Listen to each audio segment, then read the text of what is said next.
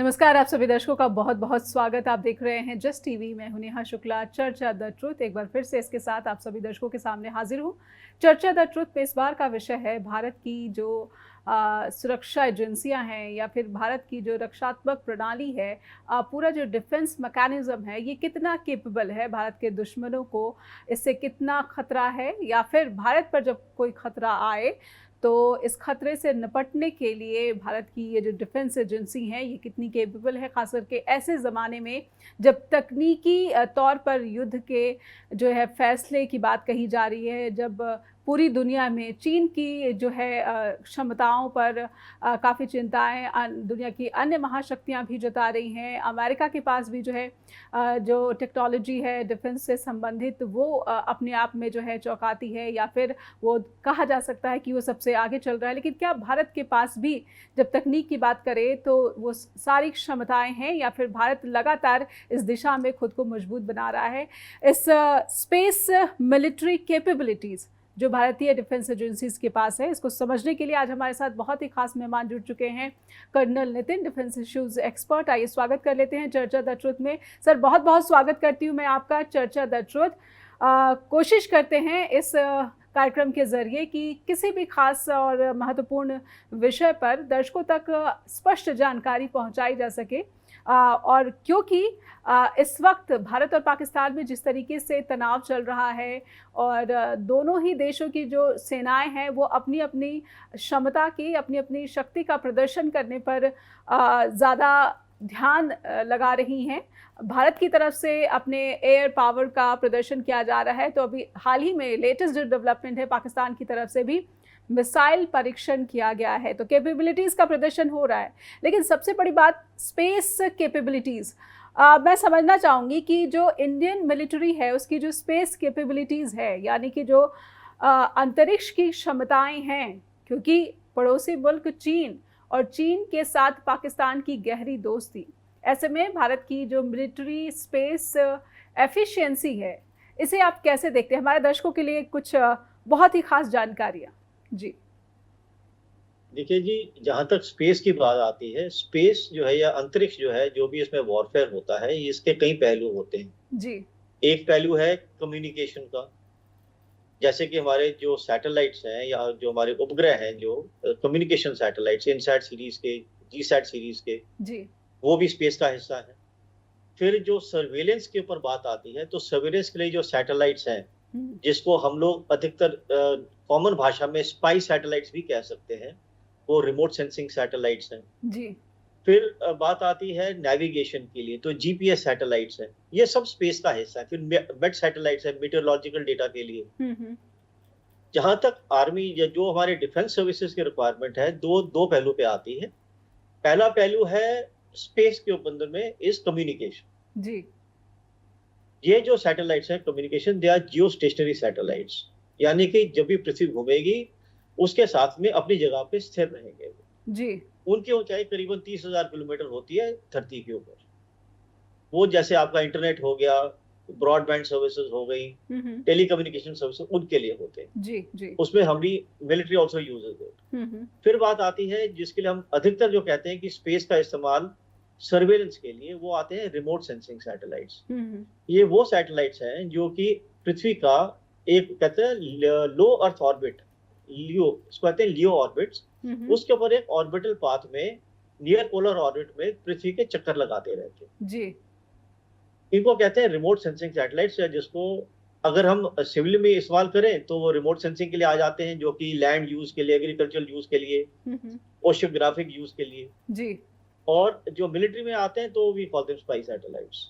ठीक है। इनका एक फिक्स्ड पैटर्न है, ये ऑर्बिट अपने ऑर्बिट में घूमते हैं, इनके फिक्स्ड ऑर्बिट्स हैं। जी जब भी एक जगह के ऊपर आएंगे, मान लीजिए आपने दिल्ली के अंदर कनॉट प्लेस की फोटो लेनी है आपने, तो आपको उस सैटेलाइट को प्रोग्राम करना पड़ेगा कि हमारे पास चार्ट है, ये दिल्ली में कनॉट प्लेस के ऊपर कब आएगा। जी उस समय के ऊपर में हम डेटा फीड करेंगे उसके पेलोड के अंदर में, तो उसी समय पे उसका camera off camera on position आ जाएंगे, वो समय का वो फोटोग्राफ क्लिक कर लेगा जी। और जब नेक्स्ट टाइम जब वो वापस आता है हमारे डेटा डाउनलोडिंग सेंटर के ऊपर में, तो वहां डेटा डाउनलोड कर देगा, फिर उसकी प्रोसेसिंग होगी। जी। इसी प्रकार से अगर हम बात करते हैं युद्ध के लिए, तो मान लीजिए दुश्मन के कोई एक छावनी है, मान लीजिए गुजरांवाला है या लाहौर है, जी। हमने उनके जो छावनी के ऊपर में हमने अपने स्पाई सैटेलाइट से उनकी छावनी की फोटोग्राफ्स ले ली, जी। आज ले ली।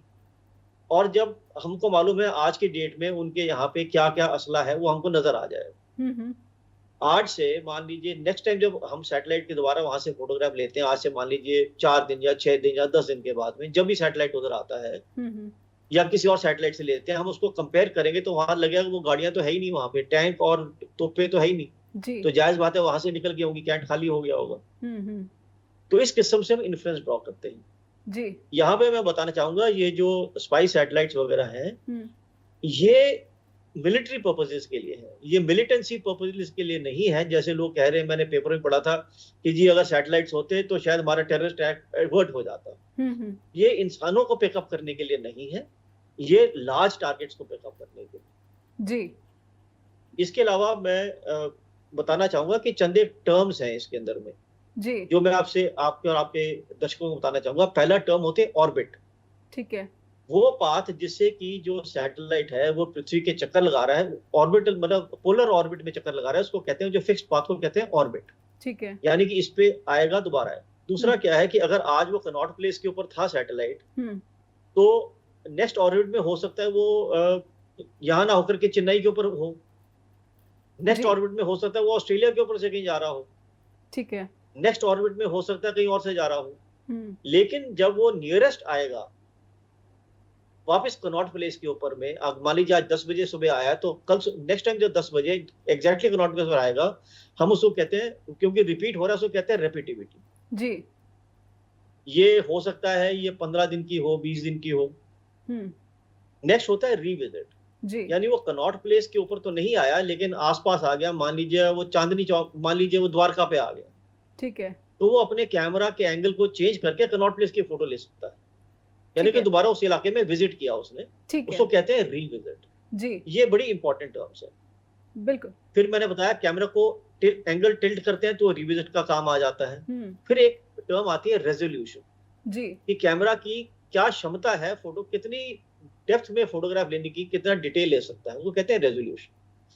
जो मिलिट्री ग्रेड सैटेलाइट्स होते हैं, जो स्पाई सैटेलाइट्स होते हैं, उनके ज्यादातर सब मीटर यानी 1 मीटर से कम की रेजोल्यूशन अधिकतर आज की डेट में मानी गई है। ठीक है। और हमारी भी इंडिया की कैपेबिलिटी उससे बहुत बेहतर है, 1 मीटर तो बहुत पीछे रह गए। तो as far as individual satellite capability we have got very good satellites. जी। ये मैं बात कर, सैटेलाइट्स अलग अलग किस्म के होते हैं, जैसे कि जो मैं बात कर रहा हूँ वो ये है, एक EO satellites, electro optical satellite है। जी। फिर रेडार सैटेलाइट्स होते हैं, हाइपर स्पेक्ट्रल सैटेलाइट्स होते हैं, जो कि फॉग में दे सकते हैं, अलग अलग वेजिटेशन को कर सकते हैं ताकि अंधेरे में भी देख सकते हैं, अलग अलग सैटेलाइट्स हैं। तो ये मेन परिभाषाएं हैं जो मैं आपको पहले बतला देना चाह रहा हूँ। बिल्कुल, आपने कहा अंधेरे में भी देख सकते हैं, तो मैं चाहती हूँ कि मेरे लिए भी और मेरे दर्शकों के लिए ज़रूर स्पष्ट करें कि जो अंधेरे में देख पाने में सक्षम सैटेलाइट हैं, क्या वो पहाड़ी इलाकों में छिपे जो दुश्मन हैं या फिर जो आतंकवादी हैं उनकी मूवमेंट्स को भी नोटिस करते हैं या फिर कैप्चर करते हैं, और इसके ज़रिए जो है टेररिस्ट एक्टिविटीज़ को हम ट्रैक कर सकते हैं आरवी, और इसको पहलगाम टेररिस्ट अटैक से कैसे आप जोड़कर अपने दर्शकों के सामने, हमारे दर्शकों के सामने रख सकते हैं? जी। या जी, सैटेलाइट्स एक इंसान को नहीं उठा सकता। जी। इंडिविजुअल एक आप बोले कि एक आदमी को उठा सके, वो नहीं उठा सकता। क्योंकि अगर मान लीजिए उन्होंने कहीं आग जलाई है या बहुत सारे लोग एक जगह है, तो हो सकता है वो शायद पिकअप हो जाए, लेकिन आप आइडेंटिफाई नहीं कर सकते कि क्या ये लोग मिलिटेंट हैं या कोई गांव के लोग हैं जिन्होंने एक डेरा सा बना के रह रहे हैं, या उनकी झोपड़ियां किसकी झोपड़ियां हैं। ठीक है। गडेरिए भी हो सकते हैं, माउंटेन। तो ये बताना कि ये टेररिस्ट है या एक सिविलियन है या एक फौजी है, ये बताना बहुत मुश्किल है सैटेलाइट के जरिए। इसके लिए ड्रोन्स का इस्तेमाल किया जा सकता है। जी। एक तो बात आती है रेजोल्यूशन की। सेकेंडली, जैसे मैंने आपको बताया, ये तो करीबन जैसे ये सैटेलाइट्स हैं जमीन से करीबन 500 से 800 किलोमीटर ऊपर है। जी। और ये टॉप डाउन व्यू देख रहे हैं, ऊपर से सीधा नीचे देख रहे हैं। बिल्कुल। करण नितिन, ये ऐसे में मैं समझना चाहूँगी कि जो हमारा पाकिस्तानी एलओसी का जो इलाका है या फिर इंटरनेशनल बॉर्डर के पास जो सर्विलेंस या पेट्रोलिंग होती है, उसमें सैटेलाइट और ड्रोन्स ये किस तरह से जो है दुश्मन की गतिविधियों को ट्रैक कर रहे हैं या फिर अलर्ट भेजते हैं या फिर हमें सतर्क करते हैं? इस थोड़ा-सा हम कितने जो हमारा मैकेनिज़्म है वो कितना स्ट्रॉन्ग है, लेकिन इसके बावजूद जो है आतंकी सीमा पार से भारतीय सीमा में घुस आते हैं और यहाँ पर पहलगाम जैसे आतंकी हमले को अंजाम दे पाते हैं। इस सवाल का उत्तर मैं समझूंगी, लेकिन एक छोटे से ब्रेक का वक्त हो रहा है। एक ब्रेक के लिए रुकेंगे चर्चा द ट्रुथ में। दर्शकों से अनुरोध कि जुड़े रहिए और कोशिश करेंगे समझने की कि भारत की जो मिलिट्री की स्पेस कैपेबिलिटीज़ हैं ये दुनिया के चुनिंदा महाशक्तियों में बल्कि ये शामिल है, लेकिन उसके बावजूद जो दुश्मन है, आतंकवादी हैं, वो सीमा में घुसकर और यहाँ पर इनोसेंट टूरिस्ट को निशाना बना लेते हैं। इसीलिए हमारी जो कैपेबिलिटीज़ हैं, क्षमताएं हैं, किस तरह से लगातार आधुनिक हम बन रहे हैं, इसको समझना और इसको और मजबूत करना ज़रूरी हो जाता है और दर्शकों तक इसकी जानकारी पहुंचाना भी बहुत ज़रूरी हो जाता है। एक ब्रेक के बाद लौटेंगे। ब्रेक के बाद फिर से स्वागत है आपका। आप देख रहे हैं चर्चा द ट्रूथ। हमारे साथ जुड़े हुए हैं colonel Nitin, defence issues expert, और भारत की जो मिलिट्री है उसकी स्पेस कैपेबिलिटीज़ क्या हैं। और कई लोगों ने ये सवाल पूछे हैं, खास करके पहलगाम आतंकी हमले के बाद से, कि क्या उसको ट्रैक नहीं किया जा सका, टेररिस्ट को आइडेंटिफाई नहीं किया जा सका, जिससे उन्होंने खूनी खेल पहलगाम के भीतर आकर इसे अंजाम दिया है। कर्नल नितिन, हमारे बॉर्डर की जो चौकसी होती है, एक होता है ह्यूमन रिसोर्स के ज़रिए, एक होता है जिस टेक्नोलॉजी की बात आपने कही कि हम ड्रोन्स का भी इस्तेमाल कर रहे हैं, सैटेलाइट्स का भी इस्तेमाल हो रहा है। जो गैप्स हो जा रही हैं उसको फिल करने की किस तरह से कोशिशें की जा रही हैं? देखिए जी, मैंने पहले बताया था कि जो सैटेलाइट्स की जो सर्वेलेंस है that is for war time, यानी कि दुश्मन के खिलाफ, ठीक है, जो कि फोर्स लेवल है, जिनका इक्विपमेंट है। एक एक इंसान को, एक टेररिस्ट को जो एक छोटे छोटे ग्रुप में आ रहे हैं, 4-4, 5-5 ग्रुप में, वो सैटेलाइट उनको नहीं ढूंढ पाएगा कभी।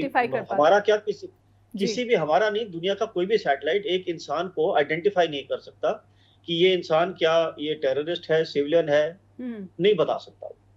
इसके लिए जो अभी हमारा जो space based surveillance program phase 3 start हो रहा है, SBS3 जिसको कह रहे हैं, इसकी मेरे ख्याल से डील अभी शायद अक्टूबर में फाइनलाइज हुई है, CCS के द्वारा सारे पैरामीटर्स हुए हैं। उसमें 52 सैटेलाइट्स की बात हुई है कि वो हम एक्वायर करेंगे ओवर द नेक्स्ट 1 डेकेड। और ज्यादा इंपॉर्टेंट जो आपका वाला सवाल था कि टेररिस्ट कैसे आइडेंटिफाई होंगे, उसमें 21 प्रेडेटर ड्रोन्स भी हम एक्वायर कर रहे हैं USA। ठीक है। जब ये जो पहली बात तो ये ड्रोन जो है ये लोअर फ्लाइंग ऑब्जेक्ट्स हैं, नीचे उड़ते हैं, इनकी भी नाइट फ्लाइंग कैपेबिलिटी है जी। और ये आइडेंटिफाई कर पाएंगे कि फॉलिएज के थ्रू भी देख पाएंगे, अंधेरे में भी देख पाएंगे, इनके ऑनबोर्ड कैमरास, रेडार कैमरास के थ्रू जी। और फिर आइडेंटिफिकेशन हो पाएगी कि ये लोग मिलिटेंट है कि नहीं। वो शक्ल से नहीं पता चलेगा, लेकिन उनके किस टाइम पे जो पैटर्न बन रहा है, किस टाइम पे आ रहे हैं, कहाँ से गुजर के आ रहे हैं, कितने लोग हैं, क्या उन्होंने हथियार उठाए हुए हैं, वैसे आइडेंटिफाई वहां पर वो भी किसी ना किसी को तो एनालाइज करना पड़ेगा। बिल्कुल। और जैसे भी AI का जमाना आ रहा है तो ऑटोमेटिक टारगेट रिकग्निशन यानी कि ATR के थ्रू हो सकता है, जब इतने पैरामीटर्स फीड हो जाएंगे उसके अंदर में, तो we will be able to identify terrorist through the drones. बिल्कुल। ये मिलिट्री स्पेस डॉक्ट्रिन की बात सीडीएस ने भी कही थी, जनरल चौहान ने भी कही थी। ये जो हम डेवलप कर रहे हैं इसमें कितना वक्त लग सकता है, और अमेरिका से अगर हम ये प्रेडेटर ड्रोन्स मंगा रहे हैं तो क्या होम ग्रोन टेक्नोलॉजी की, क्योंकि आत्मनिर्भर भारत की बात होती रहती है, तो हम इस तरफ कितना खुद को मजबूत बना रहे हैं, या कितनी इन्वॉल्वमेंट आप अभी प्रेजेंट सिचुएशन में भारत के लिए देख रहे हैं? देखिए जी, जो तो SBS3 का जो कंप्लीशन डेट दी गई है वो तो उन्होंने 1 डेकेड बताई, 1 दशक बताया है जी। लेकिन बात आती है कि जैसे उन्होंने करा है और हम भी अपना आत्मनिर्भर हो रहे हैं। मैं आपको एक बहुत अहम बात बताना चाहूंगा जो काफी लोगों को मालूम नहीं है जी। स्पेस टेक्नोलॉजी कोई भी देश किसी और के साथ में शेयर नहीं करता। बेशक वो रॉकेट की टेक्नोलॉजी हो, जो क्रायोजेनिक इंजन्स हो, जो कि हमारे जो PSLV GSLV class of space launch vehicles को लॉन्च करने के लिए होते हैं जी। या सैटेलाइट्स की सेंसर टेक्नोलॉजी, कोई देश कितना भी अच्छा दोस्त हो वो नहीं शेयर करता। ठीक है। मुझे बहुत इस बात पे गर्व है कि हमारे वैज्ञानिक, जो इसरो के वैज्ञानिक हैं, जो NTI अपना जो कौन सी है national remote sensing agency NRSA के जो वैज्ञानिक हैं, ISTRAC के वैज्ञानिक हैं, ये जो क्रायोजेनिक इंजन्स हैं या जो सेंसर्स हैं ये हमने खुद बनाए हैं जी। आज की डेट में हम लोग 0.25 मीटर्स रेजोल्यूशन तक जा चुके हैं, जो कि दुनिया की बेस्ट रेजोल्यूशन सेंसर टेक्नोलॉजी जी। ये हमारे लोगों ने बनाए हैं, आत्मनिर्भर हैं हमारे। अगर हमारे यहाँ से ब्रेन ड्रेन होती है तो जो ब्रेन रिटेन हुए हैं ये उन्होंने बनाए हैं। So we must applaud and congratulate our scientist for doing a very good job. जी। इसमें जिस तरह के रिसोर्सेज की ज़रूरत है क्या वो है? बिकॉज़ जो सीडीएस हैं वो कहते हैं कि हमें एक नेशनल पॉलिसी भी चाहिए इसके लिए, अगर हम कुछ प्राइवेट पार्टनर्स की भी मदद ले रहे हैं उसके लिए, डिफेंस स्पेस एक्ट। जी जी, क्योंकि ये जो SBS-3 का जो प्रोग्राम है उसमें 21 सैटेलाइट जो है वो डिफेंस के बन रहे हैं और 31 सैटेलाइट्स उन्होंने प्राइवेट प्लेयर्स को दिए हैं बनाने के, तो एक किस्म से वो कोलैबोरेशन भी होगी। जी जी। तो इसके लिए जब सीडीएस कहते हैं कि हमें एक नेशनल पॉलिसी की ज़रूरत है, तो ये पॉलिसी कब तक जो है ये पब्लिक में नहीं तो कम से कम जो है हमारी सेना को सौंपी जा सकती है या फिर हमारे डिफेंस मैकेनिज्म को सौंपी जा सकती है? जी नहीं जी, पॉलिसी बनाने में तो समय नहीं लगेगा, वो तो काम शुरू भी हो चुका है। पॉलिसी मैक्सिमम जो अब पब्लिक डोमेन में तो आएगी, पर एनवायरनमेंट जो प्लेयर्स हैं उनके पास जो पहुंच जाएगी वो मेरे ख्याल से 2 या 3 साल में पहुंच जाएगी उनके पास। पर बात आती है कि उसकी इम्प्लीमेंटेशन में, जैसे मैंने बताया कि जब तक वो आएंगे तो 2 साल लग जाएंगे उसको पूरा इन प्लेस होने के लिए SBS-3 प्रोग्राम। कर्नल नितिन, जब भी पाकिस्तान के साथ टेंशन्स बढ़ती हैं तो उसमें चीन को जो है हम सेंटर में देखते हैं और पाकिस्तान कहीं ना कहीं जो है सेकेंडरी जो है एक एनिमी के रूप में रह जाता है। तो ऐसे चीन की टेक्नोलॉजी और चीन की जो स्पेस की तैयारियां हैं, उसके खास करके जो टेक्निकल वेपन्स की बात होती है और 6th जनरेशन वेपन्स की बात होती है या फिर फाइटर जेट्स की बात होती है, ऐसे में भारत कहाँ खड़ा है? देखिए, जहां तक तो सैटेलाइट इमेजिंग की बात है वो हम हमारे बराबर है, technology wise we are at par जी। उनका फर्क ये है कि उनके नंबर्स हमारे से बहुत ज्यादा है। जो मैंने आपसे बात रेपिटिविटी और रिविजिट की करी थी, तो उनके पास इतने नंबर्स हैं कि जब हमारा एक सैटेलाइट, मान लीजिए कनॉट प्लेस की बात करी थी हमने, कनॉट प्लेस पे अगर हमारा एक सैटेलाइट आ जाया है और अगली बार उसका नेक्स्ट ऑर्बिट अगर मान लीजिए 7, 10 या 9 दिन के बाद में है, तो चाइना के पास है कि उसके पास एक कॉन्स्टलेशन सैटेलाइट्स का है कि वो रोज एक सैटेलाइट वहां से निकाल देगा सीक्वेंस बनाकर। जी। तो टेक्नोलॉजी सेम है, नंबर्स ज्यादा है। तो हम भी ये इस नंबर्स को इस जो ये स्पेस डॉक्ट्रिन है इसके जरिए इसको इस गैप को पूरा करने की कोशिश कर रहे हैं। Would you say that? जी, या आई वुड से दैट वो जो SBS program is part of it. The doctrine does not pertain only to the number of satellites. जी। उसके अंदर में आएगा कि इनकी डेटा शेयरिंग कैसे होगी, डेटा डाउनलोडिंग कैसे होगा, जी, इम्प्लीमेंटेशन कैसे आएगा, स्पेस कमांड बनेगी तो उसमें कौन सी एजेंसीज उसके नीचे आएंगी, किसकी क्या रिस्पॉन्सिबिलिटीज होंगी, वो अलग चीज है। वो जो डॉक्ट्रिन बनेगा that is to manage the resources which are available, but resources आने वो अलग बात।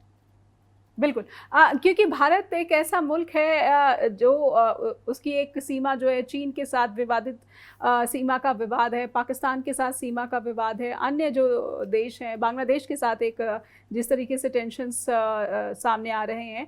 मैं समझना चाहती हूँ कि अक्सर हमने देखा है कि जब भी सीमा पर चीन की कोई नापाक हरकतें सामने आती हैं, वो पूरा गांव बसा लेता है, लेकिन ये खबर आती है कि वो अमेरिकी किसी एजेंसी के ज़रिए वो तस्वीरें आती हैं, लेकिन हमारी इंडियन एजेंसी की तरफ से वो तस्वीरें नहीं आती हैं। ये क्या वजह है? एक बेसिक जो है अंडरस्टैंडिंग हमारे दर्शकों के लिए। जी, ऐसा है कि जो मीडिया में आता है वो आता है कि जी फॉरेन सैटेलाइट्स, क्योंकि कोई ना कोई फॉरेन रिपोर्टेज आती है जी, या कोई हमारा इंडियन जो है उसने वहां से मान मीडिया में आता है। ऐसा नहीं है कि हमारे को नहीं मालूम उसके बारे में जी। ये सारा का सारा जो भी डेटा है जो बन रहा है वो हम सबको मालूम है। मिलिट्री सर्कल्स में जिनको मालूम होना चाहिए उन सबको मालूम है कहाँ पे क्या हो रहा है। वो गलवान के पीछे रोड कंस्ट्रक्शन हो रही है, जो गांव बस गए, पब्लिक डोमेन में वो चीजें नहीं आती, वो क्लासिफाइड होती।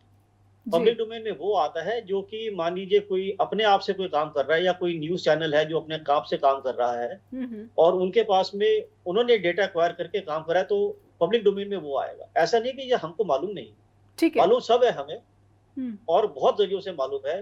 ग्राउंड सोर्सेज के थ्रू मालूम है, जो मान लीजिए कोई सड़क बन रही है तो जो साउंड, जो रॉक ब्लास्टिंग हो रही है हमको उसकी आवाज सुनाई देती है। सैटेलाइट इमेजिंग जो है वो कॉन्टिन्यूस प्रोसेस है, ड्रोन्स उड़ रहे हैं हमारे जी। पर हम अपने पास जो खबर है हम पब्लिक डोमेन में नहीं डालते।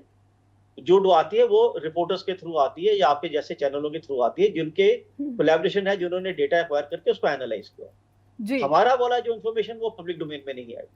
यानी आपका ये कहना है कि क्योंकि सिक्योरिटी इश्यूज की वजह से हमारे पास इंफॉर्मेशन होती है लेकिन हम इसे जो है सार्वजनिक नहीं करते या फिर जो है मीडिया के पास ये सूचनाएं नहीं जाती। एक छोटा सा ब्रेक लूंगी मैं कर्नल नितिन, इससे पहले कि इसका उत्तर मैं आपसे समझूं। एक ब्रेक के लिए रुकेंगे चर्चा द ट्रुथ में, ब्रेक के बाद लौटेंगे। कर्नल नितिन हमारे साथ लगातार बने हुए हैं, ब्रेक के बाद लौटते हैं। फिर से स्वागत है आप सभी दर्शकों का। हमारे साथ आज जुड़े हुए हैं कर्नल नितिन जो कि डिफेंस इश्यूज एक्सपर्ट हैं और स्पेस की जो कैपेबिलिटीज़ है इंडियन मिलिट्री की उस पर भी खासा जो है गहरा अध्ययन है। कर्नल नितिन, क्योंकि लगातार हम देख रहे हैं कि स्पेस की तरफ तवज्जो दी जा रही है और मैंने इससे पहले जो आपसे सवाल पूछा था, पहले मैं चाहती हूँ कि उसका उत्तर आप दें, उसके बाद मैं समझना चाहती हूँ कि अब जब युद्ध की स्थिति होगी तो कहीं ना कहीं कहा जा रहा है कि ज़मीन नहीं बल्कि स्पेस या फिर समुद्र, यहाँ पर कैपेबिलिटीज़ को मजबूत करने की ज़रूरत है। जी देखिए, वो कैपेबिलिटीज वही वाली बात आती है कि हम क्या स्पेस की कैपेबिलिटी की बात कर रहे हैं, कि हम वेपनाइजेशन ऑफ स्पेस की बात कर रहे हैं या हम सर्वेलेंस कैपेबिलिटी की बात कर रहे हैं। जी जी। सर्वेलेंस कैपेबिलिटीज हमारी इन प्लेस है, ठीक है, वो काम लगातार चल रहा है। जहां तक वेपनाइजेशन की बात है, जो हमारे मिसाइल्स जो हैं, जो हमारे आईसीबीएम्स हैं, तो जैसे हमारे हथियार हैं, जो भी वॉरहेड्स होंगे जिस किस्म के भी होंगे वो सब अपनी अपनी जगह पे तैयार हैं जी। उसमें हमारे देश को गर्व होना चाहिए कि हम उसमें बहुत सक्षम है अपने देश की हिफाजत करने के लिए। ठीक है जी जी। लेकिन मैं जब चीन जैसे देश की बात करती हूँ, इससे पहले मैं ज़रूर वो उत्तर आपसे लेना चाहूँगी जो मैंने ब्रेक से जाने से पहले लिया था कि जब इन्फॉर्मेशन आती है तो क्या ये सुरक्षा कारणों से इस इन्फॉर्मेशन को सार्वजनिक नहीं किया जाता कि चीन ने जो है सीमा पर इस तरह से गांव बसा लिए हैं या फिर जो अपनी एक्टिविटीज़ है या फिर अपना जो मिलिट्री बेस है, अपना जो लॉन्चिंग पैड है वो तैयार कर लिया है। ये सुरक्षा कारणों की वजह से जब अंतर्राष्ट्रीय मीडिया के सामने आ जाता है उसके बाद इंडियन मीडिया में आता है, ये जो वाया आता है कहीं ना कहीं ये लोगों को पता चलता है। लेकिन अगर पहले पता चलेगा तो इससे क्या फर्क पड़ेगा, कुछ थोड़ी स्पष्टता। देखिए जी, कई चीजें होती हैं जो कि सार्वजनिक नहीं की जाती और वो सीक्रेट्स के अंदर में आ जाती हैं। ठीक है जी। पहली बात तो हर एक बात बताने की आवश्यकता नहीं है, दोस्त को जाने की जरूरत नहीं है। आप सोचेंगे नहीं जरूरी है, पर ऐसा नहीं है, क्योंकि फिर उससे सेंसेशनलाइजेशन भी बहुत हो जाती है। हमारी जैसे सेंसेशनलाइज हो जाएगा वो इशू। नंबर एक, कई चीजें ऐसी हैं जो कि एनालिसिस किया जाता है। एक छोटी सी बात बताता हूँ मैं आपको। यदि मैं बता दूं जी कि कनॉट प्लेस के पास में एक हादसा हो गया, एक एक्सीडेंट हो गया जी, सब पहुंच जाएंगे एक्सीडेंट की साइट को देखने के लिए कि क्या हुआ, कौन था, क्या नहीं था। पूरा मीडिया भी पहुंच जाएगी, टेलीविजन भी पहुंच जाएंगे। लेकिन हुआ क्या, एक सिर्फ एक मोटरसाइकिल और एक कार का एक्सीडेंट था, दोनों की सुलह हो गई, वो चले भी गए जी, पर सेंसेशनलाइज तो हो गया वो। मैं ये बताना चाह रहा हूँ कि जो इश्यूज होते हैं हर चीज सार्वजनिक नहीं है। ठीक है। फिर आपने एक बात करी लॉन्च पैड की जी। कन्वेंशनल लड़ाई के अंदर में लॉन्च पैड नाम की कोई चीज होती नहीं है। वो लॉन्च पैड इस्तेमाल होते हैं हमारे या तो अगर किसी ने कोई टेररिस्ट वाले के हम लॉन्च पैड की बात करते हैं जहां से वो लोग निकलते हैं, ठीक है जी, या फिर अगर हमने कहीं से मिसाइल चलानी हो तो वो वाला लॉन्च पैड होता है। अब आप किस सिलसिले में बात करी थी मुझे इसकी आई डोंट नो, आप यू वांट टू टॉक कौन सा लॉन्च पैड। लेकिन जैसे चाइना ने जितनी भी आज तक जो अपने मिलिट्री बेस, जो अपना मिलिट्री बेस, मिलिट्री जो है वहां पर पक्की सड़कें, पक्के इंफ्रास्ट्रक्चर जो है वो खड़े कर लेते हैं, तो वहां पर जो मिलिट्री की जो आवाजाही है वो स्मूथ हो जाती है जी जी। वो वाले जो आप उसकी बात कर रहे हैं वो हमारे पास में पूरी खबर जी, पूरी इमेजेस हैं, कब कौन सी डेट को कहां से निकला वो सारी खबर होती है हमारे पास जी, पर वो सार्वजनिक नहीं की जाती जी, सार्वजनिक नहीं की जाती, लेकिन यही चीज़ क्या हम पाकिस्तान के साथ, क्योंकि पाकिस्तान हमेशा दुहाई देता रहता है कि सबूत कहाँ है, सबूत कहाँ है कि हम जो है आतंकवाद का संरक्षण कर रहे हैं या फिर भरण पोषण कर रहे हैं या फिर समर्थन कर रहे हैं। क्या इस तरह की अगर हमारे पास सारे इन्फॉर्मेशन है, जानकारियाँ हैं, तो हम पाकिस्तान को सबूत के रूप में ये सौंपते हैं या फिर ये भी नहीं सौंपा जाता है? अगर सौंपा जाता है, फिर पाकिस्तान की अब तक की जो है प्रतिक्रियाएँ या फिर रिस्पॉन्स कैसा रहा है? क्योंकि सभी अंतर्राष्ट्रीय प्लेटफॉर्म पर पाकिस्तान यही दुहाई देता है कि भारत अगर उसको पता है कि हमारी धरती पर आतंकवाद का संरक्षण हो रहा है, उसका भरण पोषण हो रहा है, या फिर हमें अंतर्राष्ट्रीय संस्थाओं से जो पैसे मिलते हैं वो पैसे यहाँ पर खर्च होते हैं आतंकवादियों के संरक्षण में, उनको बजट एलोकेट किया जाता है। जी देखिए जी, जहां तक कि टेररिस्ट ट्रेनिंग कैंप जो है पाकिस्तान में जो है पीओके में, वो आइडेंटिफाई हो जाते हैं जी। और जैसे ही हम उनको सबूत देते हैं उनके कि आपके यहाँ इंफ्रास्ट्रक्चर है, वो सैटेलाइट इमेज के थ्रू हो जाता है। मैंने खुद किया हुआ है। लेकिन जैसे आप कर देते हैं तो ग्राउंड सोर्सेज आपको रिपोर्ट देते हैं कि अभी वो वहां से कैंप हटा दिया गया है। जो आपने जगह देखी थी, अगर आप देखने जाओगे तो वहां पे जो बाहर बोर्ड उन्होंने लगा दिया होगा, girls higher secondary school, veterinary hospital, उन्होंने बोर्ड चेंज कर दिए होंगे। आपका ग्राउंड सोर्स जाके आपको ये बताएगा पहले तो हाँ पर चेंज कर दिया होगा।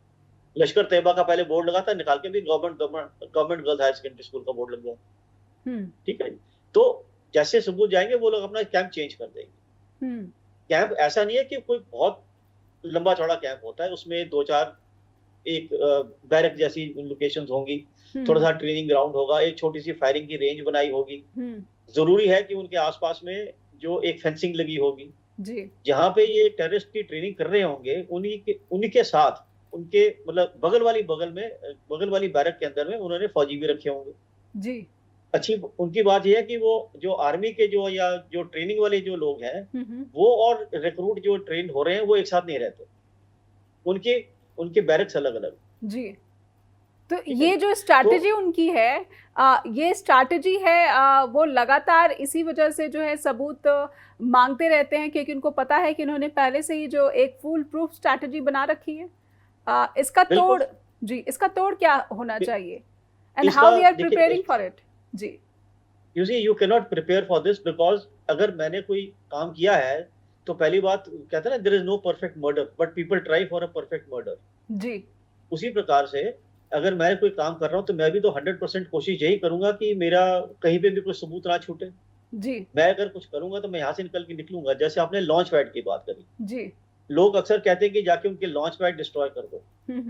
लॉन्च पैड, मैं बताता हूँ असल में लॉन्च पैड क्या चीज है। लॉन्च पैड एक छोटा सा कुछ भी हो सकता है, वो वेटनरी हॉस्पिटल हो सकता है, वो कोई एक छोटा सा कोई सराय हो सकती है, वो सिर्फ एक रात के लिए एक्टिवेट हुई है जी। वहां रिक्रूट, वहां पर जो टेररिस्ट जो इन्फिल्ट्रेट करने थे वो आए, उधर से आईएसआई का हवलदार या कोई जेसीओ आया, उसने आकर के इनको अपने थैले पकड़ा दिए जिसमें करेंसी है, उनको हथियार पकड़ाए और इन्फिल्ट्रेट करा दिया। वो लॉन्च पैड ठीक है। कल सुबह ये लॉन्च पैड नहीं होगा, कल सुबह ये नॉर्मल काम कर रहा होगा, वो स्कूल का कंपाउंड होगा या वेटनरी हॉस्पिटल का, वो जहाँ पे मवेशी होते हैं, पशु होते हैं, वो जगह होगी। आप क्या डिस्ट्रॉय करोगे कल सुबह जाके? क्या पशु का वो वेटनरी हॉस्पिटल डिस्ट्रॉय कर दोगे जी। So that is what I want to tell you कि it's a very open term. अगर मैं कोई काम कर रहा हूँ तो मैं इसका तोड़ भी तो निकाल रहा हूँ। अगर आज पाकिस्तान कह रहा है कि आप मेरे को इंडिपेंडेंट इंक्वायरी कराओ चाइना और रशिया के थ्रू कि हमारे पास क्या है, तो उनको मालूम है वो सबूत मिटा चुके हैं। कभी कह रहे करा लो इंक्वायरी, क्योंकि उन्होंने तो सारे सबूत मिटा दिए हुए हैं। उन्होंने जितने भी ट्रेल थी सारी ट्रेल साफ कर दी हुई हैं। वो ट्रेल्स टेक्निकल ट्रेल्स हो, टेक्नोलॉजिकल ट्रेल्स हो, उनके टेलीफोनिक कन्वर्सेशंस हो, जो मतलब जहाँ की जो भी रिकॉर्डिंग हो सके, जो भी सिग्नल ट्रेल्स हो, सारी मिटा चुके हैं जी। कभी कह रहे हैं आके इंक्वायरी कर लो, कुछ नहीं मिलेगा आपको, उनको भी मालूम है। ये सारी बातें मुझे लगता है कि दुनिया के जितने भी मिलिट्री पावर्स हैं उनको भी पता होगी कि इस तरह की स्ट्रैटेजी टेररिस्ट जो है अपनाते हैं, और इसमें जो स्थानीय प्रशासन है या फिर मिलिट्री है उसका भी पूरा सहयोग मिल रहा है। लेकिन मैं इसमें चीन की इन्वॉल्वमेंट को भी आपसे ज़रूर समझने की कोशिश करूँगी। हमने अक्सर देखा है कि चीन के भी नागरिकों को निशाना बनाया जाता है पाकिस्तान में, और चीन ने भी टेररिस्ट एक्टिविटीज़ को लेकर पाकिस्तान के सामने कई बार अपनी चिंताएं जाहिर की हैं, क्योंकि उसका काफ़ी ज़्यादा स्टेक पाकिस्तान में है। ऐसे में क्या चीन की तरफ से आप कुछ एक्सपेक्ट कर सकते हैं? अगर चीन टेक्निकली इतना केपेबल है तो क्या वो इस तरह से किसी सबूतों का या फिर उसके पास ज़रूर कुछ ऐसे दस्तावेज होंगे जिससे पाकिस्तान की पोल खुल सकती है, लेकिन क्योंकि दोनों का जो है एक स्ट्रैटेजिक पार्टनरशिप है, इसी वजह से ये चीज़ें अभी तक पर्दे के पीछे छिपी हुई हैं। जी नहीं, ऐसा है कि वो वही बात आ जाती है कि जो टेक्नोलॉजी अवेलेबल है वो एक कन्वेंशनल लड़ाई लड़ने के लिए अवेलेबल है, टेररिस्ट के लिए नहीं। ठीक है। इसलिए जो चाइनीज जो नेशनल जो टारगेट भी हो रहे हैं पाकिस्तान के अंदर में, अगर इतना उनका एडवांस होता ढूंढ लेते, वो भी नहीं ढूंढ पाए उनको भी, वो फिर भी छुप रहे हैं। जी जी। लेकिन ऐसा होता है जैसे कि ओसामा बिन लादेन के समय की बात है, उनके जो थे जब भी वो टेलीफोन पे करते थे उनकी कन्वर्सेशन को अमेरिकन पकड़ लेते थे, क्योंकि उनके जो वॉइस सैंपल्स अवेलेबल थे उससे टैली हो जाता था, तो आइडेंटिफिकेशन करने में आसानी होगी ये जो टेलीफोन कन्वर्सेशन कहाँ से ओरिजिनेट हो रही जी। और उनके ऊपर में और बाकी जो तालिबान और जो इनके जो ग्रुप के जो भी टेररिस्ट थे, काफी लोग मारे भी जाते थे, इसीलिए कि जब उन्होंने जैसे ही वो टेलीफोन पे बात करते थे उनसे ड्रोन की हिट हो जाती थी, उनके जो वॉइस सैंपल्स मैच किए जाते थे, हो रहे थे जी। लेकिन वो क्योंकि प्रोमिनेंट लीडर्स थे तो उनके वॉइस सैंपल्स अवेलेबल थे। जी।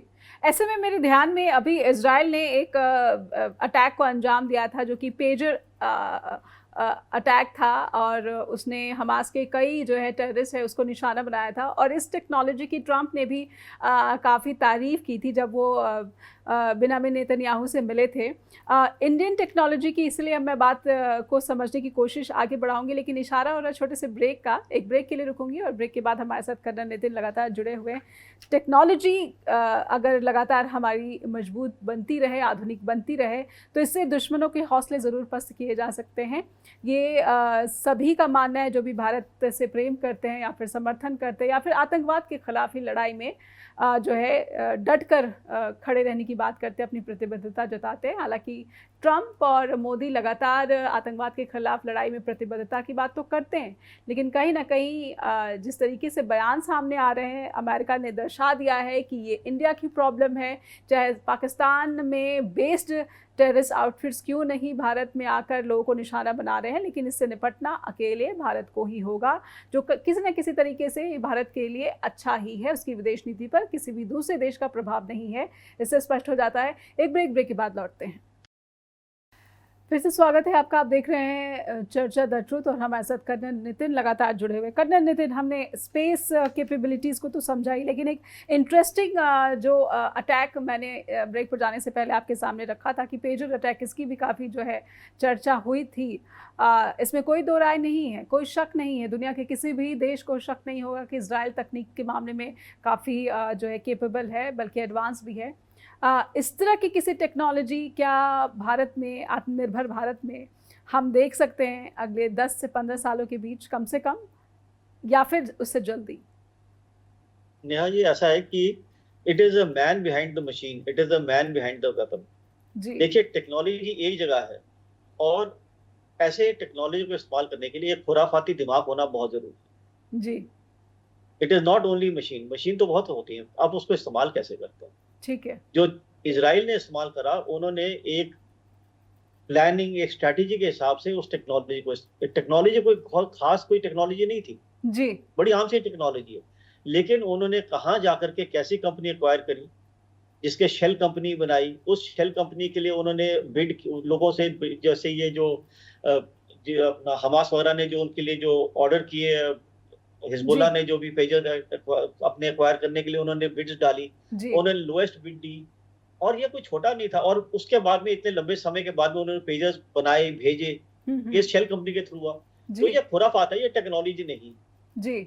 तो ये प्री प्लान, जितने स्मार्ट तरीके से ये प्री प्लान था, और खास करके जब हमास के खिलाफ युद्ध छेड़ा इजराइल ने और उसके बीच ये अंजाम दिया गया, तो इसने पूरी दुनिया का ध्यान आकर्षित किया। भारत को भी अपने दुश्मनों, खास करके आतंकवादियों के हौसले पस्त करने के लिए या फिर उनके दांत खट्टे करने के लिए इस तरह की टेक्नोलॉजी की ज़रूरत है, या फिर खुराफाती दिमाग की ज़रूरत है? देखिए, दोनों चाहिए, टेक्नोलॉजी एंड खुराफाती दिमाग। टेक्नोलॉजी अपने आप में कुछ नहीं कर सकती, खुराफात चाहिए जी। और खुराफात अकेले क्या करेंगे जब टेक्नोलॉजी ना हो। इसी को कहीं पे मीडियम बनाने के लिए आजकल एआई भी आ रही है जी, जो हम दोनों जो इनके बीच का गैप है वो एआई कवर कर लेगी आने वाले समय में। जी याद रखिएगा, जो बीते हुए कल में जो साइंस फिक्शन थी वो आज रियलिटी है, बिल्कुल। और जो आज साइंस फिक्शन लगती है वो कल की रियलिटी होगी। हम्म, बिल्कुल। हम ऐसे में मैं कई बार बजट रिलेटेड कंसर्न्स भी जो है, हमारे कुछ डिफेंस एक्सपर्ट होते हैं वो कहते हैं, क्या आपको भी लगता है कि इंडियन जो स्पेस कैपेबिलिटीज़ है या फिर टेक्नोलॉजी कैपेबिलिटीज़ है, इसमें बजट रिलेटेड कुछ कंसर्न्स हैं? क्योंकि चाइना का जब बजट हम देखते हैं और इंडिया का बजट देखते हैं तो गैप दिखता है। जी, बजट का तो बहुत इशू है हमारे यहाँ पे। हम्म, अगर बजट का इशू ना होता तो हमें शायद आर्मी के अंदर अग्निवीर स्कीम करने की जरूरत ही ना पड़ती। हम तो वो तो फाइटिंग फोर्स की बात कर रहे हैं। हम्म, तो कहीं ना कहीं हमारा जो गवर्नमेंट का जो फोकस है हम्म, वो डिफेंस सर्विसेज की तरफ या सिक्योरिटी तरफ, जबकि ऐसे मौके आएंगे तो जरूर बढ़ जाता है, लेकिन रिक्वायरमेंट टाइम पे नहीं होता। इससे मुझे याद आई, एक हमारे बड़े मशहूर जर्नलिस्ट हुए थे खुशवंत सिंह जी। जी जी। उनकी मैंने स्टेटमेंट बहुत पहले पढ़ी थी, शायद मैंने 1980s में कभी पढ़ी थी। हम्म, जब उस समय भी कोई डिफेंस बजट की बात हो रही थी, लोगों ने बोला it's a wasteful expenditure, it's a non productive sector. उन्होंने बड़ी खूबसूरत बात बोली थी, he says you can not lay a price tag on the security of a nation. जी बिल्कुल। शायद हमारे जो आका हैं आज के डेट में उनको समझना चाहिए, you can not lay a price tag. हम्म, जब आपके पास में आपके सारे फ्रंट्स एक्टिव हुए हुए हैं और अभी भी आप सोच रहे हैं कि जिसको भी शायद सेकंड या थर्ड प्रायोरिटी दें, तो ऐसे नहीं हो सकता। कुछ तो बिल्कुल। आपको फोकस करना पड़ेगा इसके तरफ। ये मेरा पर्सनल विचार। जी, नहीं पर्सनल है, लेकिन जिस तरीके से भारत के पड़ोसी देशों के साथ संबंध खराब हुए हैं या फिर लगातार इंटेलिजेंस फेल्योर, और सबसे बड़ा इंटेलिजेंस फेल्योर तो भारत का ये सामने आया जब शेख हसीना की सरकार का तख्ता पलट हो गया और भारत को शायद कानो कान खबर नहीं थी, या फिर खबर थी तो फिर उसने क्या किया, अपने जो नेशनल्स हैं उनकी सिक्योरिटी के लिए, उनके इवैक्यूएशन के लिए, कहीं ना कहीं जो लैप्सेज हैं वो बार बार सामने आ रहे हैं। जी नेहा जी, ऐसा देखिए कि हम क्या ये कह सकते हैं कि हमें मालूम नहीं था? हो सकता है हमें मालूम था, लेकिन जो कार्रवाई कर रही थी, जिनका जो बाकी फोर्सेस जो थी वो हमसे ज्यादा तेज थी। हम वहाँ एक्टिवली इन्वॉल्व नहीं हो पा रहे थे, लेकिन वो लोग एक्टिवली इन्वॉल्व हो पा रहे थे, क्योंकि वहाँ की जो जनता अभी आप देखो किस तरफ जा रही है, तो इस्लामाइजेशन की तरफ जा रही है। जी तो हो सकता है, क्योंकि हमारा मिनोरिटी स्टेटस था वहां पे, हो सकता है कि वो जो फोर्सेस की जो ताकत हमारे बचाव से ज्यादा उनका ऑफेंसिव ज्यादा तेज हो सकता है, मैं नहीं कह सकता। जी जी लेकिन जो हवा होती है वो पता चली जाती है हवा कहाँ की चल रही है। बिल्कुल। हमारे नेशनल थे वो तो आ गए थे, लेकिन हमारी प्रॉब्लम थी वहां के जो हिंदूज के बारे में। जी उनके, अब सवाल ये, क्या वो आना चाहते हैं वापस इंडिया में? बिल्कुल। जो उतना एग्जोडस हुआ था, रिफ्यूजी स्टेटस बन के क्या आना चाह रहे थे बिल्कुल, यहाँ पे? बॉर्डर पे तो, बॉर्डर पर पश्चिम बंगाल की जो परेशानी देखने को मिली थी कि वहाँ पर हज़ारों की संख्या में जो है माइनॉरिटीज़ पहुँच चुके थे और वो भारत में आना चाहते थे, घुसपैठ की कोशिशें कर रहे थे, जिसकी वजह से वहाँ पर सिक्योरिटी जो है बढ़ाई गई थी। तो ये तमाम चिंताएं हैं। हालांकि ये नेशन टू नेशन पॉलिसी जो है ये केटर करती है, समस्याएं हैं, लेकिन मैं अब समझना चाहती हूँ कि पहलगाम आतंकवादी हमले पर मैं आपका ध्यान दोबारा से लेकर आना चाहूँगी। टेररिस्ट कहाँ फरार हो गए, अभी तक ट्रैक नहीं किए जा सके हैं। यहाँ पर आप जो जितने भी आधुनिक ड्रोन हैं या फिर सैटेलाइट्स है, क्या अब भी सिर्फ और सिर्फ ह्यूमन रिसोर्सेज, ह्यूमन इंटेलिजेंस, इसी को भारत की जो जटिलताएं हैं सीमा संबंधी, वही केटर कर सकता है, ना कि आधुनिक तकनीक या फिर ये सैटेलाइट्स या फिर ड्रोन्स? देखिए, अभी तो बात जो उसके टेक्नोलॉजी के बियॉन्ड जा चुकी है। अभी तो it has to be human intelligence. ठीक है। मैं अपनी बात ही करता हूँ। आज की डेट में मैं चश्मा उतार के कॉन्टैक्ट लेंस लगा लूं, मैं मूछे निकाल करके एक दाढ़ी लगा लूं, और मैं आज पंडित जी के वस्त्र पहन लूं या मैं कुर्ता पजामा पहन करके मैं कहीं और निकल जाऊं, क्या मुझे पहचानना मुश्किल होगा या आसान होगा? हम 4 लोग थे, चारों अलग अलग दिशाओं में निकल गए। जी ठीक है जी। अभी देखिए, अभी टेक्नोलॉजी की जहां तक बात आती है, लेट्स टॉक अबाउट पहलगाम। आपने पहलगाम की बात करी थी। जी पहलगाम के अंदर में जो टूरिस्ट माइग्रेटरी पॉपुलेशन जो है वो कितनी रही होगी एक दिन में? 4-5 हजार लोग तो आ रहे जा रहे होंगे वहां पे। बिल्कुल। अगर वहां पे जो, अगर मान लो मैं अगर हर एक टेलीफोन कन्वर्सेशन को अगर मैं मॉनिटर भी करता हूँ, तो रोज के वहां पे कम से कम भी 4 या 5 हजार टेलीफोन तो रोज चल रहे होंगे। जी और दिन में 10 बार चल रहे होंगे, हम कितनी कन्वर्सेशन को मॉनिटर कर सकते हैं, इसमें से असली कौन सी है और नकली कौन सी है। दूसरा, क्या हमें पक्का यकीन है कि ये टेररिस्ट की मोबाइल खुला है या किसी और का भी, पर्यटक का भी हो सकता है। बट डिटेन तो किए हैं, 1500 लोगों को डिटेन किया गया, और वो जो स्केचेस सामने आए हैं कहीं ना कहीं। मैं पहले की बात कर रहा हूँ, लोग कहते हैं ना पहले क्यों नहीं पता चला टेक्नोलॉजी में, पहले की बात कर रहा हूँ। ठीक है जी, ठीक है जी। अभी इतनी माइग्रेटरी पॉपुलेशन के क्या हर एक के टेलीफोन को आप मॉनिटर कर सकते हो, स्पेशली जब हम कोड में बात कर। मान लीजिए अगर आप, मैं आपकी बात लेता हूँ, आप अगर आप बोले अपने किसी फ्रेंड को कि ऐसा है कि मैं इधर होटल अलंकार के बाहर हूँ, आप अभी नहीं पहुंचे, ये बड़ी कॉमन सी बात है जी। ये कोई कन्वर्सेशन कोई रिकॉर्ड करे। लेकिन अगर आतंकवादी जो कि पहलगाम में बैठा हुआ है, वो नीचे अपने सोर्स को बोल रहा है कि यही बात कह रहा है कि उसके अलंकार, उसने जंगल का नाम अलंकार रखा हुआ है जी, मैं यहाँ हूँ, आप अभी पहुंचे नहीं, मैं आपकी वेट कर रहा हूँ। वो उनकी बात कर रहा है कि तुम्हारे जो थे, जो तुम लेके आ रहे थे, जो जत्था लेके आ रहे थे, वो तो पहुंचा नहीं अभी तक। ये कोर्ट में बात हो रही है जी। अब ये कोर्ट को, अब ऐसे जो है रोज अगर आप चेहरे में देखें किसी पहलगाम में, सिर्फ वहां पे बड़ी मुश्किल से 300-400 लोग ऐसे होंगे जिनके चेहरे रोज कॉमन होंगे, रोज तो लोग चेंज हो रहे हैं। जी जी। तो एक आदमी को चेहरे से वैसे आइडेंटिफाई करना बहुत मुश्किल है। अगर हो सकता है तो, अगर पुरानी कोई अगर इंटेलिजेंस है कि यहाँ पे कुछ होने वाला है, टारगेटेड किलिंग है इस डेट को, तो सिक्योरिटी बढ़ाई जा सकती है, या उनकी यहाँ पे सिक्योरिटी लैप्स हुआ है वो तो हमको मालूम ही है जी। लेकिन एक बार वो वहां से निकल गए हैं तो टेक्नोलॉजी से उनको पकड़ना बहुत मुश्किल है, क्योंकि अब तक उन्होंने मेरे भेष बदल लिए हैं, अपने दाढ़ी मूछें साफ कर ली होंगी, कपड़े चेंज कर लिए होंगे, जीन्स टी शर्ट पहन ली होगी, मोबाइल फेंक दिए होंगे, हथियार कहीं और डाल दिए होंगे, नए मोबाइल आ गए होंगे या नहीं होंगे तो चुपचाप जाके कहीं छुप गए होंगे अगले 15 दिन के लिए, वहां से बिना मोबाइल के ही ऑपरेट करेंगे और अपनी लोकेशन चेंज करते रहेंगे। करना नितिन, एक लाइन में मैं समझना चाहती हूँ, क्या अभी दुनिया भर में जो युद्ध की स्थिति है या फिर दुश्मनों के बीच की जो परिस्थिति है, उसको अभी भी ह्यूमन इंटेलिजेंस ही सबसे बेस्ट तरीके से जो है एनकाउंटर कर सकता है, ना कि टेक्नोलॉजी पर हम जिस तरीके से अपनी डिपेंडेंसी बढ़ा रहे हैं या फिर इसको बजट एलोकेट कर रहे हैं? दोनों के बीच बैलेंस को कितना ज़रूरी समझते हैं, या फिर प्रायोरिटी या फिर सेकेंडरी जो है स्टेज को आप कैसे देख पा रहे हैं? What do you think about this? देखिए जी, technology can not be replaced by humans. मैंने बताया था the man behind the technology. जी।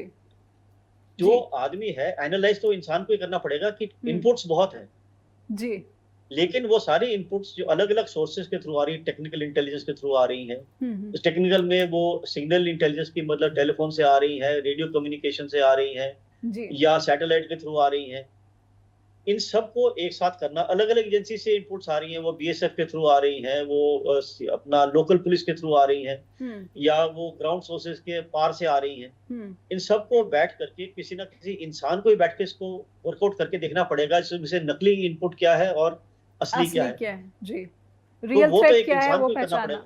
बिल्कुल बिल्कुल। और मैंने जैसे बताया, खुराफाती दिमाग ही पता कर पाएगा इसमें असली क्या है और नकली क्या है। बिल्कुल, और मुझे लगता है कि भारत के पास ऐसे बहुत खुराफाती दिमाग हैं जिसका इस्तेमाल भारत करता आ रहा है अपने दुश्मनों, उनमें से मैं नहीं हूँ जी। बहुत बहुत धन्यवाद करना चाहूँगी कर्नल नितिन, आपने समय दिया और चर्चा द ट्रुथ के मंच पर आए और हमारे दर्शकों के सामने इतनी जानकारी जो है शेयर की, आपका आभार। और अब अपने दर्शकों से आभार व्यक्त करना चाहती हूँ कि आपका लगातार स्नेह फीडबैक के रूप में हम तक पहुँच रहा है, लेकिन एक बार फिर से आपसे उम्मीद करती हूँ कि आप हमें लिखकर भेजेंगे कि आपका भारत की जो मिलिट्री कैपेबिलिटीज़ है या फिर दुनिया भर के महाशक्तियों की जो स्पेस कैपेबिलिटीज़ है उस पर कोई राय है, कोई विचार है या फिर कोई जानकारी है तो हमसे शेयर करें। हमें लिखें info@justbroadcasting.com या फिर neha@justbroadcasting.com पर भी आप ये जानकारी साझा कर सकते हैं। जुड़े रहिए जस्ट टीवी के साथ। नमस्कार।